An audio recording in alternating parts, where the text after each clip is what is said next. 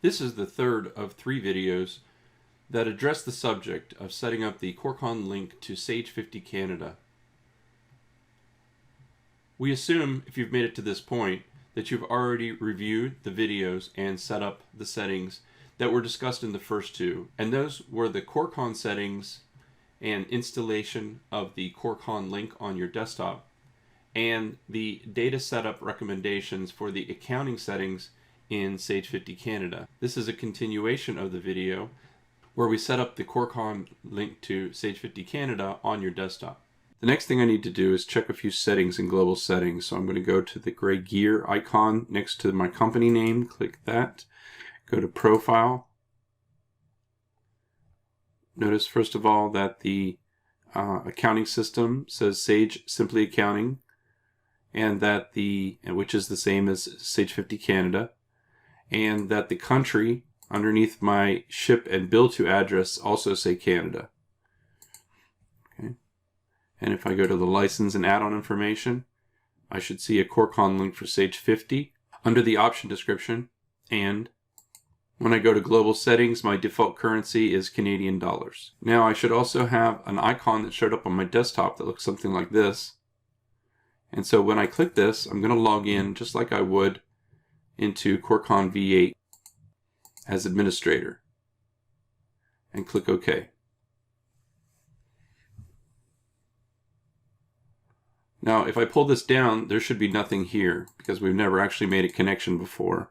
And I'm going to click the new button, but this will usually be the only time you do that. From now on, when you come back to this, you're going to click the connect button to get into this software. But let's go ahead and click new. And now we need to go back and find the company data folder for our Sage 50 Canada. So I'm just going to click there.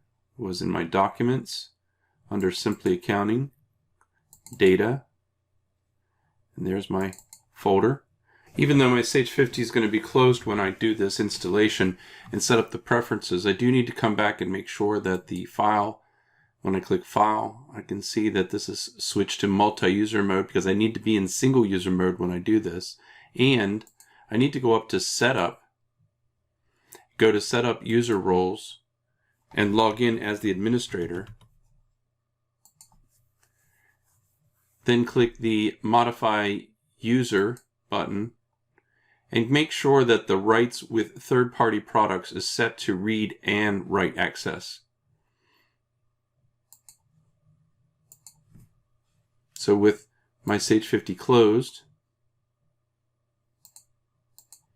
I'm going to click on File, select Sage 50 File. I'm going to connect to Corecon. There's nothing in the Select Connections option, so this is the only time I'm going to click the New button. I'm going to go out and just grab that data file. There's the routing that I used, but yours might be a little bit different. Click Open. Just type in my password. Now this is my username and password to Sage 50 Canada, not the one to Corecon V8. This is a separate login. And click Connect. And we're going to give it a few minutes to update. It's going out and reading the data for the first time over in Sage 50 Canada. And now I can go in and start setting up the preferences. So I'm just going to name this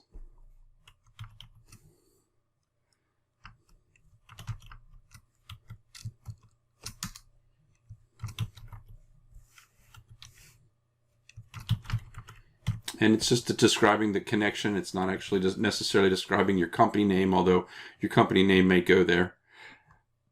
I'm going to go ahead and leave the preferences number 1 and 2 here to sync based on the most recently modified.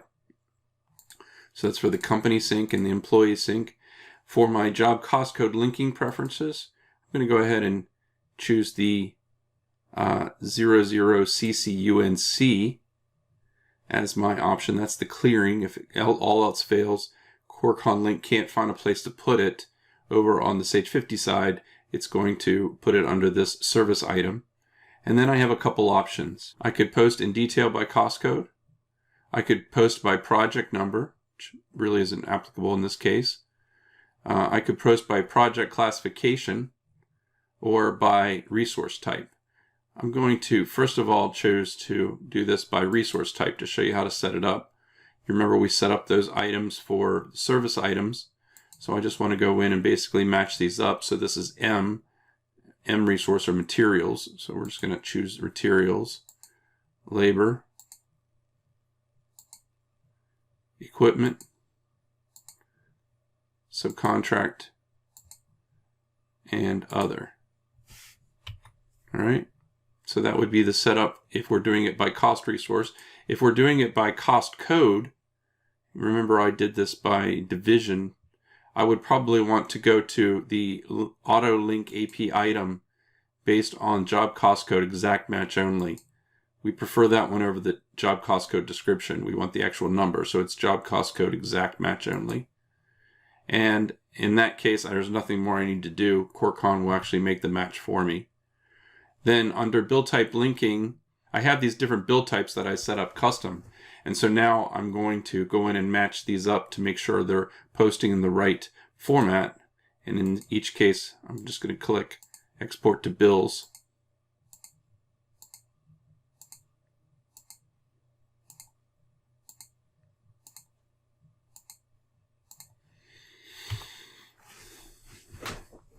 Now the build memo field preferences, if I pull that down, there's a couple different ways. These are the transaction descriptions or transaction references that get exported over to Sage 50 Canada. And you have some options here to choose from. The main place you'd probably see these is on a vendor or subcontractor check stub. When they print that out, it has a line item for each invoice being paid with an invoice date, invoice number, brief description, and the amount being paid. Well, this is that brief description. And I'm going to choose to, I'm going to choose not to show retainage, but if I did and I had retainage items, I would just add those here. But for now, we'll leave that at no retainage. I also have a description for subcontract invoices, same as bills. It's going to show up there a few places, so I want to make sure I get a good description format. My accounts receivable job cost code linking preferences. Now, if I were posting based on cost resource, I probably would have wanted to create an additional cost resource, right? And the clearing, of course, will be the same, 00 CCUNC, but I'm going to choose the choose by a single AR item, but I may have wanted to create the 00 REV or something, just so we have a place to put it, but we'll leave it here. I could also choose to post these by job cost code, which I'm going to do in this case. And I could again show retainage or not. Again, we're under accounts receivable. I'm going to choose not to. But if I did, I would have to choose items for that. For now, we're not going to do that. And the prime invoice memo field, it's just how you want that to appear in the Sage 50 Canada side of the software. So we'll just choose one of those. I also have tax codes, but at the moment, these haven't been imported, so I'm going to have to come back. So I would definitely want to make sure that these match. Right now, they do not, but we would, on the left-hand side is the tax codes as they appear in Corecon. So these are the ones that I made custom. The ones on the right are the way they appear in Sage 50 Canada. And since I haven't set those up yet, I'm not going to do the matching for that just yet. All right, and then when I'm done, I'm not going to choose this disconnect. That actually severs the connection. So we're going to leave that alone. But I am going to click Save. And I want to save my preferences. Preferences have been saved. Give it a second to update. Now it's asking me if I want to import any of my records from Sage. And because this is a new setup, I don't have any vendors or employees. Or let's import the Sage 50 tax codes. And because I do know those are over there, there's no employees or vendors just yet, so we're going to leave those. But this will import every vendor and employee that's over there. So remember that if you have a lot that are inactive or they're not relevant to Corecon, maybe they're not for job cost purposes, you may want to make those inactive and run this import active vendor and employees, and then you have to go back and make them active again on Sage 50 side. But I'm going to leave those alone because I don't have any in there. It's a new setup. And I'm also going to link the existing. If there's one on both sides that can find a match, it will link them for me automatically. I'm going to click import link data. I'm going to click next.